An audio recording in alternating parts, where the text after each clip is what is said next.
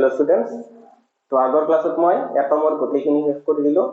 তো কোনো কাৰোবাৰ যদি কিবা কনফিউজন আছে তেনেহলে বুজিবা আজি মই কোৱেশ্চন পেপাৰখিনি অলপমান ডিসকাস কৰিম তো ঠিক আছে তো এইটো চোৱা 2015 ত আহিছিল এইটো কোৱেশ্চন তো what is the diploid wavelength of an electron in the Bohr's orbit of radius 0.51 angstrom in hydrogen atom তো অসমীয়াত ক'লে কি হ'ব হাইড্ৰোজেন পৰমাণুৰ ক্ষেত্ৰত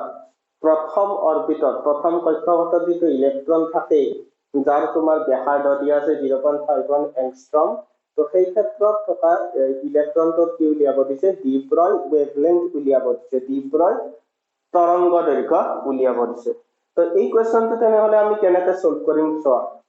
তো আমাৰ এইটো চেপ্টাৰত আমি এটা বোৰছ কোয়ান্টাইজেশন কন্ডিশন পাইছো বোৰৰ কোয়ান্টিকৰণ শৰ্ত এটা পাইছো আমি তো তাত আমি কি কৰিছো চোৱা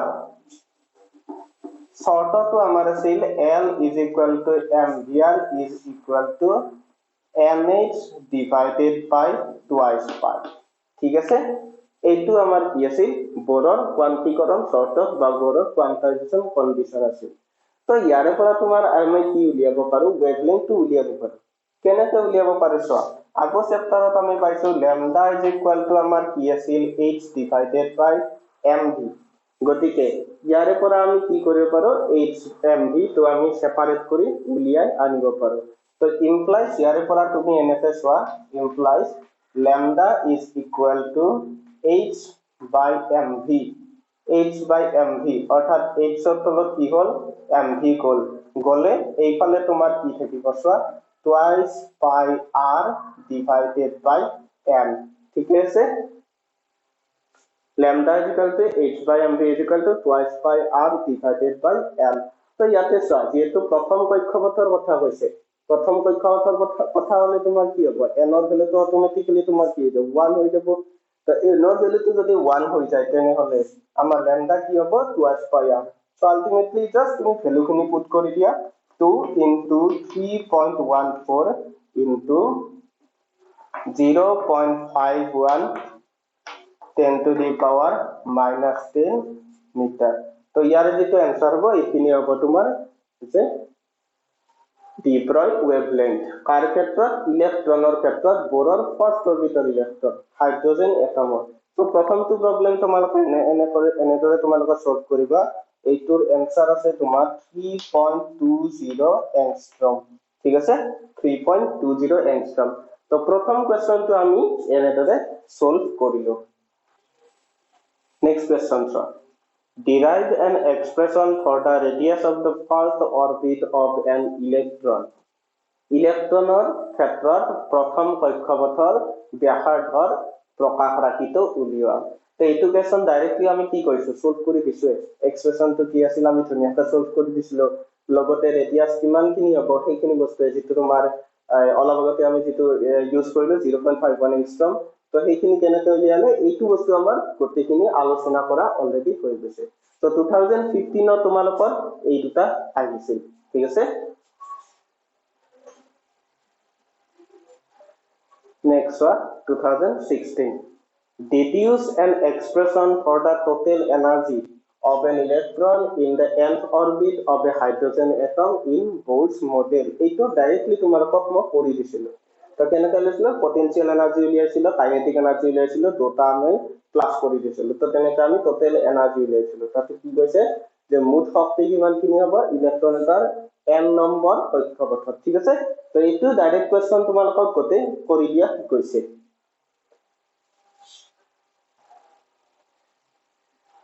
তো এইটো কোৱেশ্চন চোৱা In hydrogen spectrum, the shortest wavelength in the Balmer series is lambda. What will be the shortest wavelength in bracket series? तो কৈছে যে বামাৰ শ্ৰেণীত হাইড্ৰোজেন স্পেক্ট্ৰামৰ ক্ষেত্ৰত যেটো সকলোতকৈ চুটি তৰংগ দৈৰ্ঘ্য এইটো আমাৰ ল্যাম্ডা বুলি কৈছে আৰু ব্ৰেকেট গতিকে ব্ৰেকেট শ্ৰেণীত কিমানখিনি হ'ব সেইটো আমাক উলিয়াব দিছে তো মনত আছে চাগে লাইমান বামাৰ পাৰ্চেন্টেজ ফান্ড আমাৰ কি আছিল পাঁচটা সিৰিজ আছে স্পেক্ট্ৰাল সিৰিজ আছে তো বামাৰৰ ক্ষেত্ৰত ল্যাম্ডা থাকা বুলি কৈ দিছে তো বামাৰৰ ক্ষেত্ৰত ল্যাম্ডা থাকিলে এই ল্যামডাৰ ক্ষেত্ৰত যদি বামাৰৰ ক্ষেত্ৰত যদি ল্যামডা হয় তেনেহলে ব্ৰেকেট সিৰিজৰ ক্ষেত্ৰত কি হ'ব সেইটো উলিয়াব আছে অৰ্থাৎ আমি কি কৰিব লাগিব যে এই ইনফরমেশন খিনি ইউজ করি ব্রেকেট সিরিজত যে ল্যামডা হয় সেই ইনফরমেশন খিনি ইউজ করি আমি কি করি তো বামা সিরিজত যে ল্যামডা হয় সেই ইনফরমেশন খিনি ইউজ করি আমি কি কৰিব লাগিব ব্রেকেট সিরিজত কিমান খিনি হ'ব সেই বস্তুখিনি আমি উলিয়াব লাগিব ঠিক আছে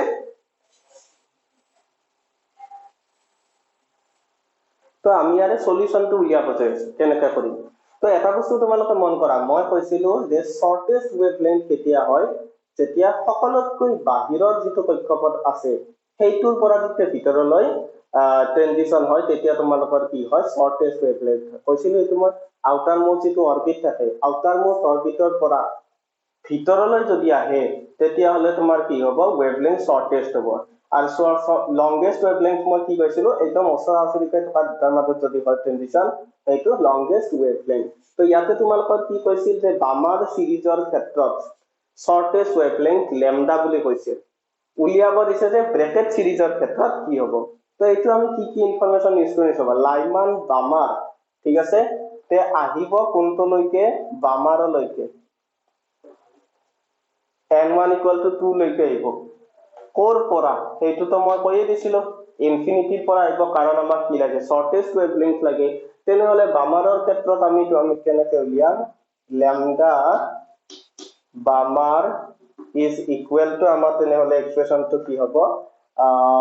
lambda = 1 by r দেচোন তো প্ৰথমতে আমি 1 by lambda কৰি উলিয়াই লম তো 1 by lambda is equal to আমাৰ কি আছিল আৰু নিউ বাৰৰ ফালৰ পৰা আমি আহিব লাগিব তো নিউ বাৰ equal to আমাৰ এক্সপ্ৰেশন কি আছিল এইটো r 1 by n1 square minus 1 by n2 square ঠিক আছে আমাৰ ৰিলেশন আছিল এইটো নেক্সট তোমালোকে কি কৰা ইয়াতে ভ্যালু পুট কৰি দিয়া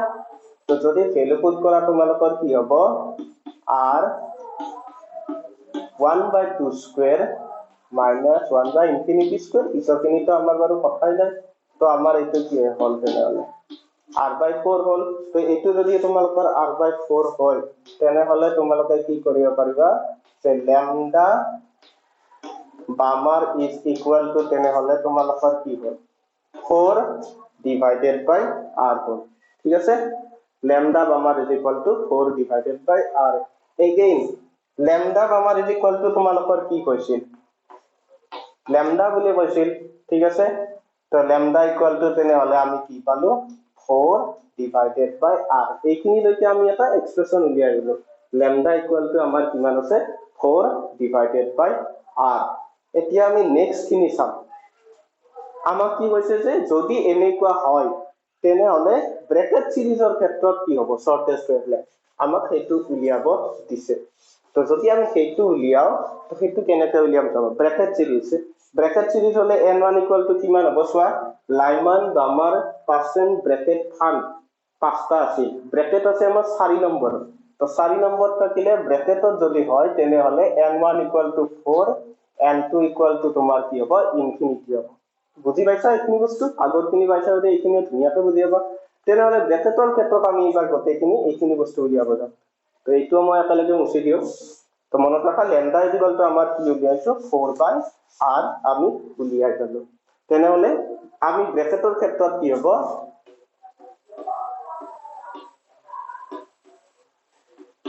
is equal to 1 by r 1 by n1 square direct লিখি দিও মই 4 square minus 1 by infinity square এইখিনি তো পিছত পাৰি নোহোৱা হৈ যাব তো ইকুৱেল টু আমি এইখিনি কি পালো চোৱা 16 ফুলফল ইমান খিনি হ'ব তো 16 সরি তো r আছে তো 1 by lambda bracket is equal to আমি পালো r divided by 16 তো ইয়াৰে পৰা তেনেহলে lambda bracket is equal to আমি কি পাম 16 divided by r এইখিনি লৈকে হ'ল 16 by r lambda bracket equal to আমি কি পালো 16 divided by r এতিয়া কি কৈছিল চোৱা আমাৰ lambda bracket এইখিনি হ'ল কিন্তু যেটো তোমাৰ বামাৰৰ আছিল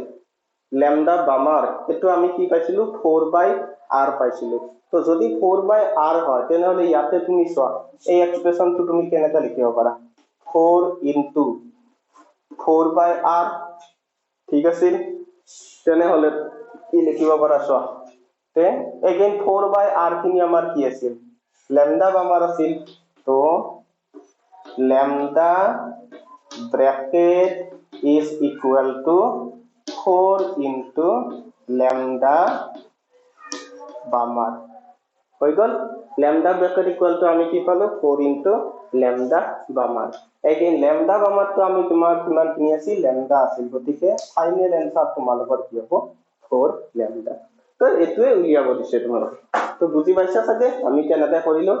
আমাৰ কি হৈছিল যে শৰ্টেষ্ট ওয়েভলেংথৰ কথা হৈছিল শৰ্টেষ্ট ওয়েভলেংথৰ আমাৰ ট্ৰানজিশন কৰ পৰা কলৈকে হয় যে ভিতৰলৈকে হয় কৰ পৰা যে আউটাৰ মোস্ট অৰবিট সকলোতকৈ বাহিৰত যেটো কক্ষপথ থাকে তাৰ পৰা হয় তো এই কাৰণে n = ইনফিনিটি কৰি বাকিখিনি আমি সলভ কৰিলো আৰু ল্যামডা বামাৰৰ ভ্যালুটো আমি ক'ত বহাইছো যে ল্যামডা ব্ৰ্যাকেটত বহাই দিছো ঠিক আছে তো আমি নেক্সট কোৱেশ্চনৰ ফালে যাওঁ তো এইবাৰ এইটো কোৱেশ্চন চা Write down the results of Rutherford's alpha scattering experiment, which result nullifies the idea of uniform distribution of positive and negative charges in an atom. So, প্ৰথমটো হ'ল write down the results of Rutherford's alpha scattering experiment. So, write down the results. এইখিনি বস্তু মই দিছিলো observation বুলি দিছিলো যে আমি কি কি observe কৰিছো alpha scattering experimentত. So, হেইটি বস্তু ৰিজাল্ট তোমাৰ কি আছে তিনিটা ৰিজাল্ট মই দিছিলো তো তিনিটা ৰিজাল্ট এটা তোমালোকৰ কি আছিল এটা আছিল যে বেছিভাগ আলফা পাৰ্টিকলে ডিফ্লেকশন নোহোৱাকৈয়ে পাৰ হৈ যায় সেকেন্ড তো তোমালোকৰ ৰিজাল্ট কি আছিল যে 8000টাৰ ভিতৰত মাত্ৰ এটা কি হয় 90 ডিগ্ৰীত কৈ বেছি এংগুলাৰ ডিফ্লেকশন হয় সেইটো এটা আছিল আৰু এটা তোমালোকৰ কি আছিল যে নিয়াৰলি 180 ডিগ্ৰী ডিফ্লেকশন মাত্ৰ এটাৰ হয় ঠিক আছে এই তিনটা আমাৰ ৰিজাল্ট আছিল বা অবজাৰভেশন আছিল আলফা স্ক্যাটাৰিং এক্সপেৰিমেন্টৰ ঠিক আছে এইটো বাৰু হল আমাৰ তো নেক্সট কোৱেশ্চন তো সা which result nullifies the idea of uniform distribution of positive and negative charges in an atom uniform distribution of positive and negative charges in an atom অৰ্থাৎ ধনাত্মক আৰু ঋণাত্মক যিখিনি আধান আছে সেইখিনি ইউনিফৰ্মলি ডিস্ট্ৰিবিউট হৈ থকা বুলি তাৰ সমান সমানে থকা বুলি সেই বস্তুটো কোনটো ৰিজাল্টে নোহোৱা কৰে মানে এই যে ইউনিফৰ্ম ডিস্ট্ৰিবিউশন নহয় আমাৰ ইউনিফৰ্ম ডিস্ট্ৰিবিউশন হয় বুলি ক'ত কৈছিল প্লাম পুডিং মডেলত কৈছিল তোমালোকৰ যদি মনত আছে একদম প্ৰথম বিটো আছিল টপিক তো তাতে যেটো কৈছিল ধাৰণা দিছিল যে uniform distribution of positive and negative charge হয় সেই বস্তু যদি আসলতে নহয় সেই কথাটো কোনটো ৰিজাল্টে কয় সেই বস্তুটো আমাক উলিয়াব দিছে এতিয়া কোনটো ৰিজাল্টে কয় মানে তোমালোকৰ যেটো মই 2 নম্বৰ আৰু 3 নম্বৰ ৰিজাল্টটো ক'লো যে 8000টাৰ ভিতৰত মাত্ৰ এটা 90 ডিগ্ৰীতকৈ বেছি ডিফ্লেকশন হয় আৰু লগতে এটা ক'লো যে মাত্ৰ এটা কি হয় প্ৰায় 180 ডিগ্ৰী এংগুলাৰ ডিফ্লেকশন হয় তে এই যেটো 2 নম্বৰ আৰু 3 নম্বৰ ৰিজাল্ট আছিল এই ৰিজাল্ট দুটাই নালিফাই কৰে মানে নহয় বুলি প্ৰমাণ কৰে কোনটো যে uniform distribution of positive and negative charges in তো এইটো বস্তু যে নহয় সেই বস্তুটো ৰিজাল্ট নম্বৰ 2 আৰু ৰিজাল্ট নম্বৰ 3 এ কয় ঠিক আছে তো এইটো আমাৰ তা কোৱেশ্চন আছিল তো নেক্সট কোৱেশ্চনত মই যাই তো নেক্সট কোৱেশ্চন সা 2017 অৰ in the light of Rutherford's atom model discuss the stability of an atom and states its inability to explain line emission spectrum এইখিনি বস্তু মই ক'ত দিছিলো মনত আছে নে তোমালোকৰ যদি মনত পৰে stability of atom আৰু line emission spectrum ৰ কথা মই drawbacks দিছিলো ঠিক আছে Rutherford alpha scattering এক্সপেৰিমেন্টৰ মই দুটা drawbacks দিছিলো প্ৰথমটো drawbacks তোমালোকৰ কি আছিল stability of atom ৰ কথা আছিল সেকেন্ডটো drawbacks তোমালোকৰ কি আছিল line emission spectrum ৰ কথা আছিল তো তোমালোকে drawbacks বা আখোৱা যেটো দিছিলো যে দুটা দিছিলো সেই দুটা একচুয়ালি তোমাৰ দুটা লিখি দিলে এই দুটা কথা ওলাই যাব ঠিক আছে সো সেইখিনি বস্তু আছে জাস্ট কোৱেশ্চনটো অলপমান উল্টা দিছে যে in the light off Rutherford's model discuss the stability of an atom তো তাতে মই ধুনিয়াতে কৈ দিছিলো যে স্পাইৰেল কিয় নহয় হ'ব লাগিছিল স্পাইৰেল কিন্তু তোমালোকৰ কি হয় যে স্পাইৰেল নহয় অৰবিট কেইটা সো কনস্ট্যান্ট তোমাৰ যিকোনো ডিসটেন্সত এটা এনেকুৱা অৰবিট পাও আমি কি কাৰণ পাও তো সেইবোৰ আমি ড্ৰবেক্সৰ কথা পাইছিলো গোটেইখিনি মই ড্ৰবেক্স দি দিছিলো তাৰপিছত লাইন ইমিশন স্পেক্ট্ৰা কি কাৰণত হয় সেইটোও যে ৰাদাৰফোৰ্ড এটমিক মডেল এক্সপ্লেইন কৰিব নোৱাৰে এই গোটেইখিনি কথা দি দিছিলো মই সো ড্ৰবেক্স এটা যি আছে সেই দুটা লিখি দিলে তোমাৰ এটো কোৱেশ্চনৰ সলিউশন হৈ যাব ঠিক আছে তো আমি নেক্সট কোৱেশ্চনৰ ফালে যাও আচ্ছা তো 2018 ত ইয়াৰে এইটো চেপ্টাৰৰ কোৱেশ্চন আহা নাছিল তো 2019 ৰ এইটো কোৱেশ্চন চোৱা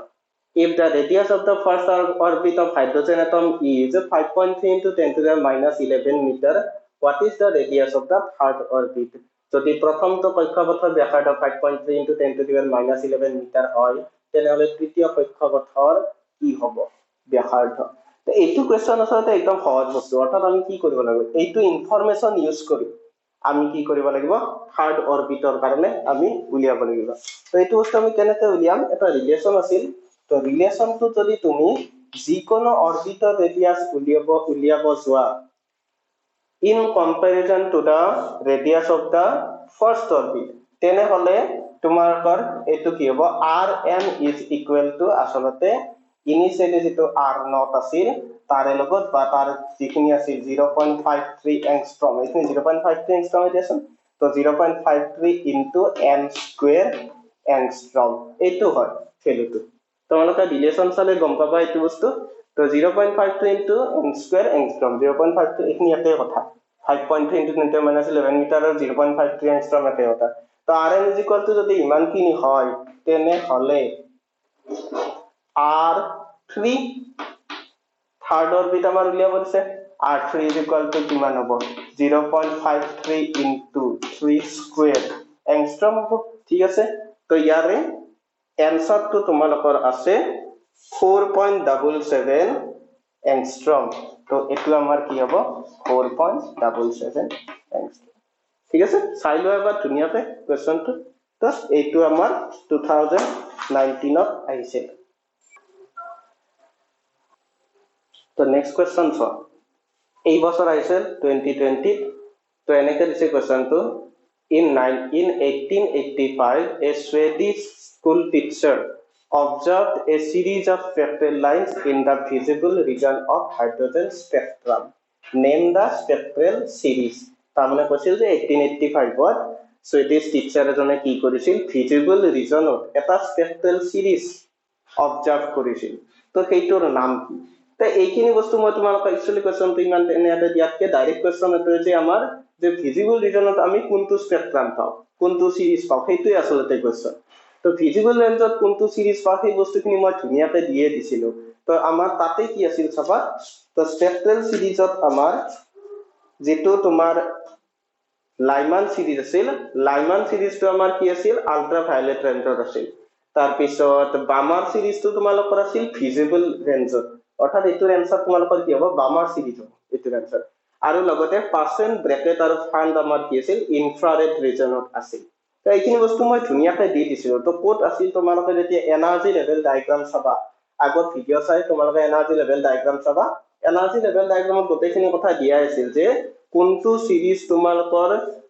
কোনটো ৰিজনত পৰে সেই বস্তুখিনি তোমালোকক ধুনিয়াকৈ দি দিছিল তো ভিজিবল ৰিজনত আমাৰ কি আছিল বামাৰ সিৰিজ আছিল তো হেতুই জাস্ট লিখিব দিছে name the spectral series in the visible region Balmer series হ'ব next question to say এটা easy question দিছে if capital R is equal to 1.097 into 10 to the 7 per meter and 1 by 2 square minus 1 by 3 square is equal to 0.138 calculate the wavelength of lambda একদম easy question তো এটা আমি কেনেকৈ solve কৰিম lambda আমি কি পাইছো ৰিলেশন এটা পাইছো নে সেইটো আমাৰ কি আছিল 1 by lambda is equal to capital R into 1 by n1 square minus 1 by n2 square ঠিক আছে তে সেইখিনি ভিতৰতো আমাক কি দিয়া আছে চোৱা মই ৰিলেশনটো বাৰু লিখি ললো 1 by lambda is equal to r 1 by n1 square minus 1 by n2 square এইটো হয় আমাৰ ৰিলেশনটো এইখিনি জায়গাত কোনটো দিয়া আছে r ৰ ভ্যালুটো দিয়া আছিল r ৰ ভ্যালু দিয়া আছে তে এইখিনি বস্তু কি এইখিনি বস্তুৱে চোৱা n1 ৰ ভ্যালু 2 আছে n2 ৰ ভ্যালু 3 আছে গতিকে এইখিনি ভ্যালু সব দিয়া আছে তো দিয়া থাকিলে গোটেইখিনি জাস্ট ভ্যালুখিনি পুট কৰি দিয়া তাৰ ভ্যালুটো আমাৰ কি আছিল 1.097 into 10 to the power 7 সেইখিনি আমাৰ দিয়া আছিল তাৰ পিছত আৰু বাকি এটো আছিল 0.138 অৰ্থাৎ 1.097 into 10 to the power 7 এটো আৰৰ ভ্যালু লগতে এইখিনি ভ্যালু আমাৰ কি দিয়া আছে 0.138 তো এইখিনি বস্তু আমাৰ কি হ'ব 1 by lambda ভ্যালু হ'ব উলিয়াব কি দিছে lambda টো উলিয়াব দিছে তো ইয়াৰ পৰা আমি কি কৰিব পাৰো lambda ভ্যালুটো ধুনিয়াকে উলিয়াব পাৰো ঠিক আছে তো আমি নেক্সট কোৱেশ্চনৰ ফালে যাও তো এইটো কোৱেশ্চন চোৱা A difference of 2.3 electron volts separates two energy levels in an atom. তাৰ মানে কি কৈছে দুটা এনাৰ্জি লেভেলৰ মাজত কিমান ডিফাৰেন্স আছে এনাৰ্জিৰ 2.3 ইলেক্ট্ৰন ভোল্ট দুটা শক্তি স্তৰৰ মাজৰ শক্তিৰ যি ব্যৱধান 2.3 ইলেক্ট্ৰন ভোল্ট সেইখিনি আমাক দিয়া আছে What is the frequency of radiation emitted when an electron jumps when an electron makes transition from upper level to the lower level ঠিক আছে তেনেহলে কৈছে যে এইখিনি যে এনাৰ্জিৰ ক্ষেত্ৰত এনাৰ্জি ডিফাৰেন্স আছে এতিয়া ইলেক্ট্ৰন এটা যদি আপাৰ লেভেলৰ পৰা লোৱাৰ লেভেললৈ জাম্প কৰে তেতিয়াহলে কিমানখিনি ফ্ৰিকুৱেন্সিৰ ৰেডিয়েশন হ'ব ঠিক আছে তো উচ্চতম স্তৰৰ পৰা যদি উচ্চ স্তৰৰ পৰা যদি নিম্ন স্তৰলৈকে তোমালোকৰ ইলেক্ট্ৰনটোৱে জপিয়াই বা ট্ৰানজিশন কৰে তেতিয়াহলে যেখিনি তোমালোকৰ ৰেডিয়েশন হ'ব বিকিৰণ হ'ব বিকিৰণৰ কি উলিয়াব দিছে ফ্ৰিকুৱেন্সিটো উলিয়াব দিছে ঠিক আছে তো ফ্ৰিকুৱেন্সি যদি উলিয়াব দিয়ে তেনেহলে আমাৰ কি ৰিলেশন পাইছিলা চোৱা এনাৰ্জি ট্ৰানজিশন আৰু ফ্ৰিকুৱেন্সিৰ মাজত তোমালোকৰ ৰিলেশন আছিল কিন্তু এটা তো ৰিলেশনটো কি আছিল তোমালোকৰ মনত আছে যদি গম পাবা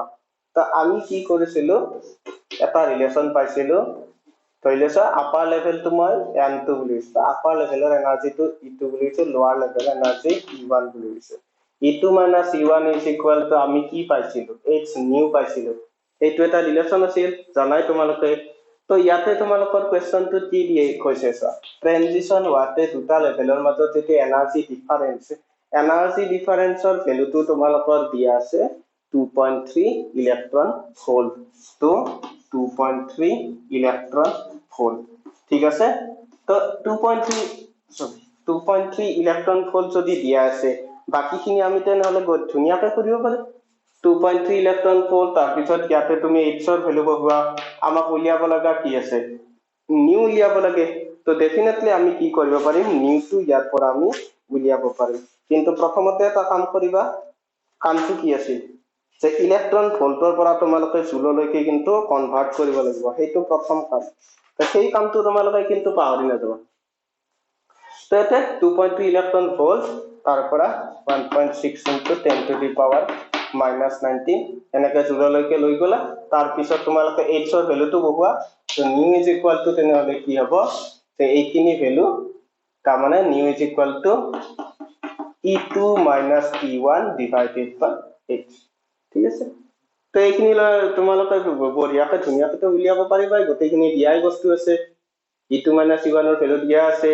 h ৰ ভ্যালু তোমালোকে জানাই প্ল্যাংক কনস্ট্যান্ট মনত ৰাখিবা কিন্তু এইবোৰ ভ্যালু কিছুমান ভ্যালু তোমালোকৰ এক্সামত দিয়া নাথাকে তো এইবোৰ মুখস্থ কৰিবা h ৰ ভ্যালু কেনেকুৱা থাকে কি থাকে তো ঠিক আছে তো এইখিনি বস্তু আমি নিউ বা ফ্ৰিকুৱেন্সিটো আমি এনেকৈ উলিয়াব পাৰিলো তো গোটেইখিনি বস্তু তেনেহলে মই আলোচনা কৰি দিলো 2015 ৰ পৰা 20 লৈকে গোটেইখিনি কোৱেশ্চন পেপাৰ মই ডিসকাশন কৰি দিলো আজি তো যদি ইয়াৰ পিছতো কিবা কনফিউজন থাকে আজিৰ খিনিলৈকে হওক বা আগৰ চেপ্টাৰটোৰ গোটেইখিনি যিখিনি যদি কিবা কনফিউজন থাকে তেনেহলে মোক কন্টাক্ট কৰিবা ঠিক আছে তেনেহলে এই চেপ্টাৰটো আমি এইখিনিতে শেষ কৰিলো থ্যাংক ইউ